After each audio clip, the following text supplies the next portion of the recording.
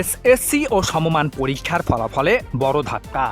গত ১৫ বছরের পরিসংখ্যান বলছে ২০২৬ সালে পাশের হার নেমে এসেছে ৬২.২৫%।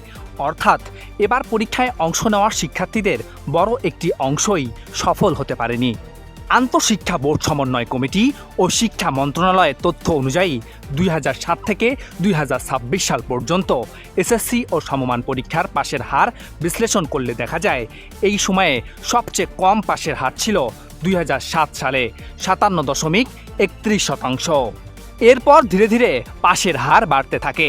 ২০০৮ সালে ছিল ৭০.৮১%, ২০১০ সালে ৭৮.১৯% এবং ২০১৪ সালে পাশের হার উঠে যায় ৯১.৪%। তবে এরপর থেকে ফলাফলে দেখা যায় ওঠানামা। ২০১৭ সালে পাশের হার ছিল ৮০.৩৫%, ২০১৮ সালে তা কমে দাঁড়ায় ৭৭.৭৭%। ২০১৯ ও ২০২০ সালে আবার পাশের হার ছিল যথাক্রমে ৮২.২০ ও ৮২.৮৭%। এরপর ২০২১ সালে দেখা যায় বড় ধরনের বৃদ্ধি। সে বছর পাশের হার দাঁড়ায় ৯৩.৫৮%, যা এই ১৫ বছরের মধ্যে সর্বোচ্চ। ২০২২ সালে পাশের হার ছিল ৮৭.৪৪%, ২০২৩ সালে ৮০.৩৯% এবং ২০২৪ সালে ৮৩.৪%।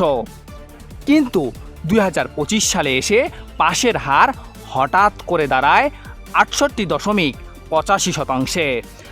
আর এবার অর্থাৎ ২০২৬ সালে আরও কমে পাশের হার হয়েছে ৬২.২৫%।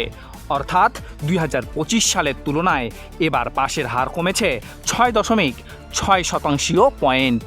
পরিসংখ্যান বলছে ২০০৭ সালের পর ২০২৬ সালেই সবচেয়ে কম শিক্ষার্থী পাশ করেছে। একদিকে ১৫ বছরের ব্যবধানে শিক্ষা ব্যবস্থায় নানা পরিবর্তন এসেছে, অন্যদিকে পরীক্ষার ফলাফলেও দেখা যাচ্ছে বড় ধরনের ওঠানামা। ২০২৬ সালের ফলাফল তাই শুধু একটি বছরের চিত্র নয়, বরং শিক্ষার্থীর প্রস্তুতি, মূল্যায়ন পদ্ধতি এবং সামগ্রিক শিক্ষার মান নিয়ে নতুন করে ভাবনার প্রশ্ন সামনে নিয়ে এসেছে। সব মিলিয়ে ১৫ বছরের পরিসংখ্যানে এবার এসএসসির পাশের হার ৬২.২৫%, যা শিক্ষাক্ষেত্রে একটি গুরুত্বপূর্ণ সতর্কবার্তা বলেই মনে করছেন সংশ্লিষ্টরা। Shamsur Rahman, news desk, Bangla post.